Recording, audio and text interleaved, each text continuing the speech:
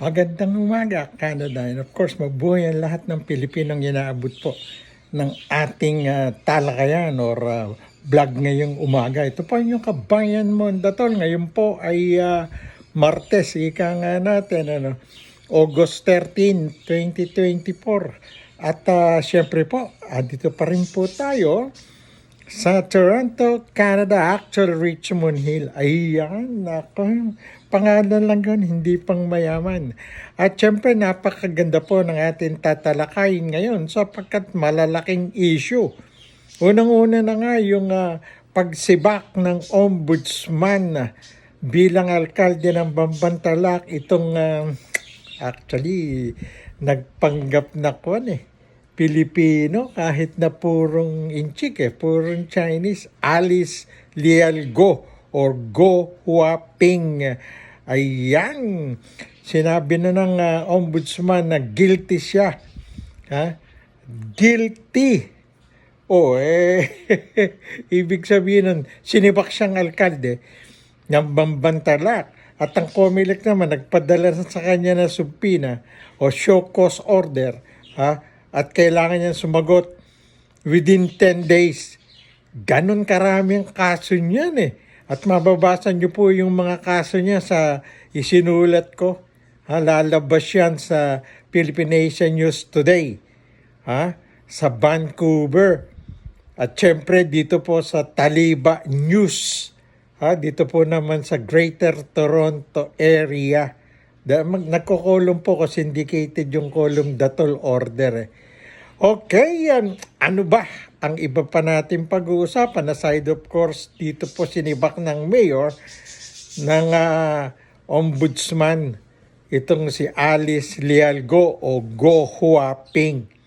Sabi nga ng katotong yung abay ko, yung Bay Toto Kausing for Senator, Bunyog Movement.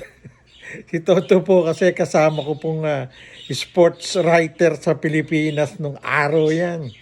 Kumukuha pa lang ng law yan sa pamantasan ng lungsod ng Maynila, PMU.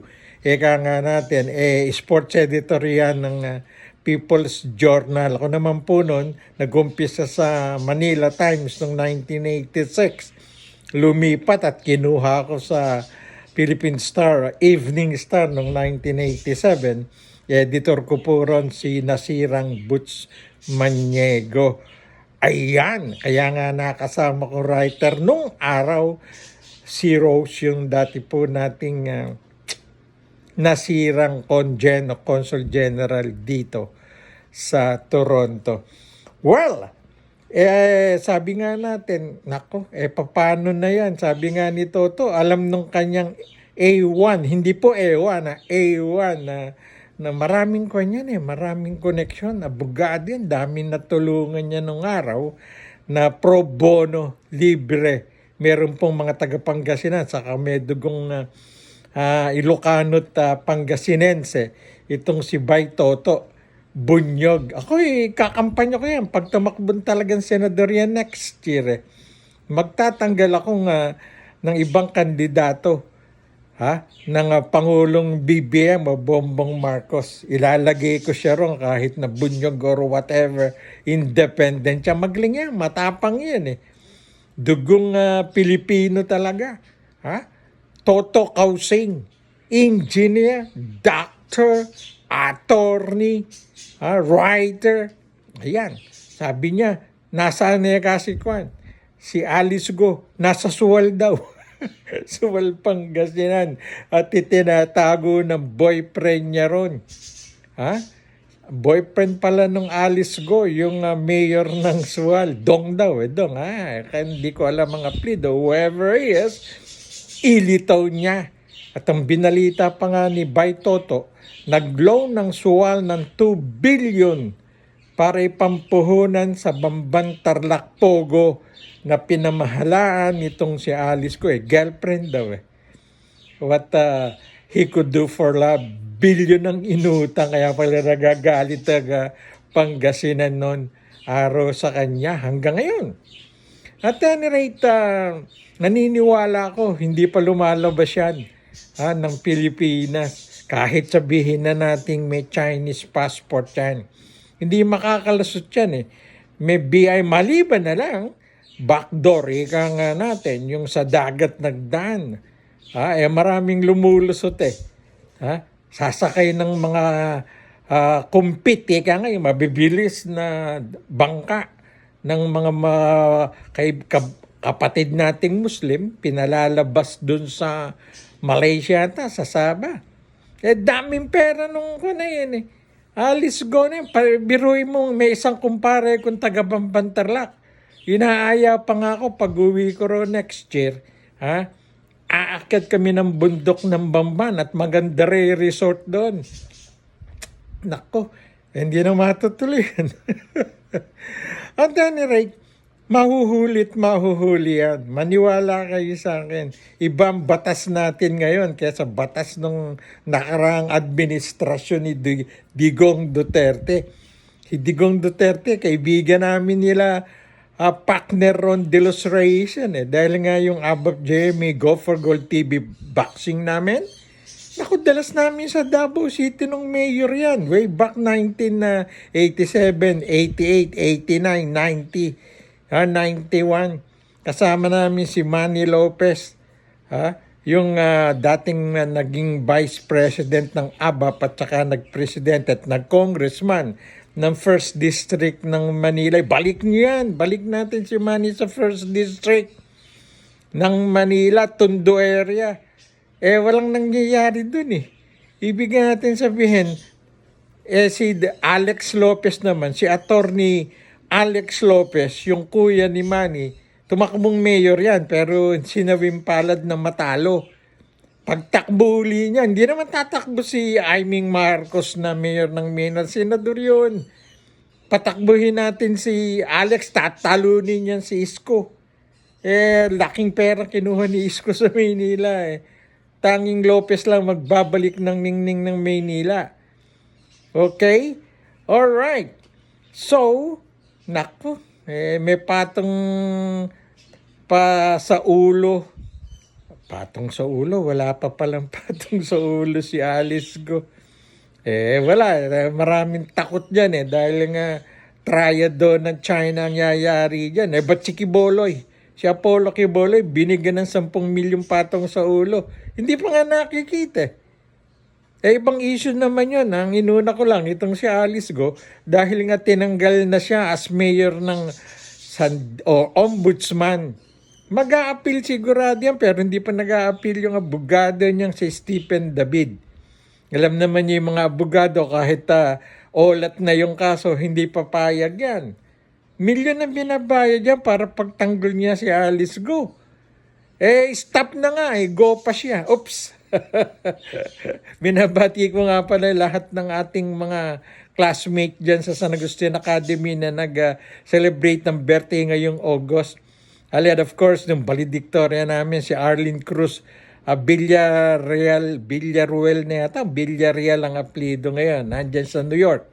At syempre, si Silidonio Boy Velarde at ang aking abay pang si Lito Jose na nandyan sa Amerika. Si Boy nasa Chicago, si Lito nasa New York. Yan, yung mga kasama natin yan. Happy birthday sa inyo. At si Digna Pascual, Digna Siriaco Pascual ng Cabanatuan, mga kabats natin yan, nila Gloria.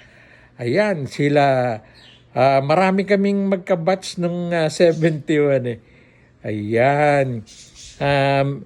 Siyempre po, ang kasunod na sasabihin natin, papasalamat tayo kay Presidente Bongbong Marcos. Binigyan po niya lahat ng cash reward. Yan, 22 ating Olympian, led of course by double gold medalist si Kaloy Yulo at ang ating 2 bronze medalist si Ira Villegas at si Nesty Petencio ng boxing. Ayan, so 4 na medalya tayo. Pinakamarami na pong medalya na naitala ng bansa sa 100 years na participation natin sa Olimpiada. At syempre, pinakamaraming naipasok na ginto yung pamunuan ng amateur boxing ni Mel Lopez na 1988, Leopoldo Cervantes, bronze medal, Seoul, 1992, every Olympics siya, 1992. Kumpare kong Ray, si Ruel Velasco, bronze medal yan sa Barcelona.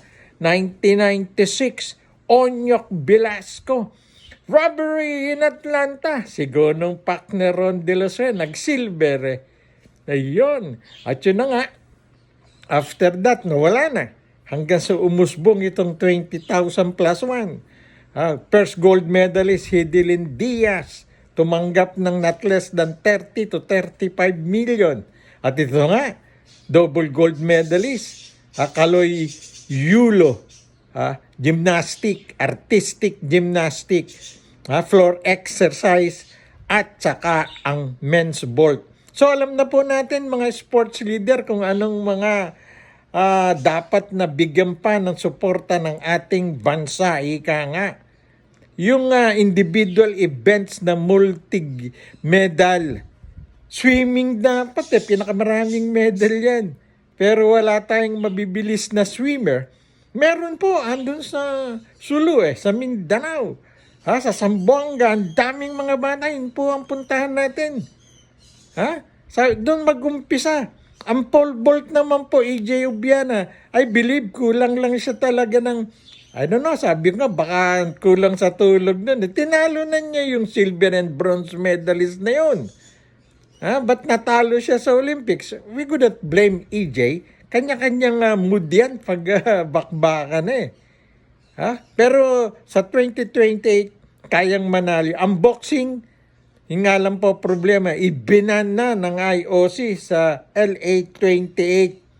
Maraming rason po pag-uusapan natin yan sa susunod kong podcast natin. Pero ngayon po, binigyan ng tigi-tigi 1 milyon ni Presidente Bongbong Marcos ang 22 atleta na lumahok para lahat may pera. Ang coaches naman po, kalahating milyon bawat isa. Tinatanong ni Presidente kung ano pang maitutulong ng gobyerno. Ako, isa lang suggestion ko. Isa lang at alam ito ng lahat ng sports writer. Ewan ko, ba't hindi nyo masabi kay Presidente? Kung nandyan ako sa Pilipinas, sasabihin ko kailangan po nating magkaroon ng maraming referee, judge sa international scene. Yun po ang tulungan natin sa lahat ng NSA, National Sports Association. Sinabi ko na yan sa aking katotong dyan sa sports. Si Congressman Bambol Tolentino, nakita kami nung araw niyan We need a lot of international referee judges, hindi lang sa boxing. Sapagkat iba po ang napakaraming Pinoy na nag-judge or nagre-referee. Panabla ang tawag ko dyan, ang tawag namin dyan, panabla sa ibang bansa. Sapagkat alam nyo na, hindi maaalis ang kausapan dyan o I don't know, ayoko nang magsabing lagaya, wala na yung dating Pangulo ng AIBE. AIBA na ngayon, International Boxing Association na Russia naman kaaway ng Amerika. Kaya ang IOC at IBA, nagbangga, kaya tinanggal nga ng IOC boxing sa Paris ang IBA para siyang mag-organize, gumawa ng sariling special Paris Boxing Unit. O definitely, tinanggal na ngayon sa LA 28. Tingnan natin kung kayang ibalik. Well, sana po, please like, share, and subscribe dito sa ating maliit na channel. Maraming salamat po. Congratulations kay Carlos Yulo, Nesty Petencio, Ira Villegas at sa lahat po ng Olympian. At thank you very much, Mr. President BBM, sa pag-aaruga sa ating atleta. Magandang umaga po sa inyo lahat.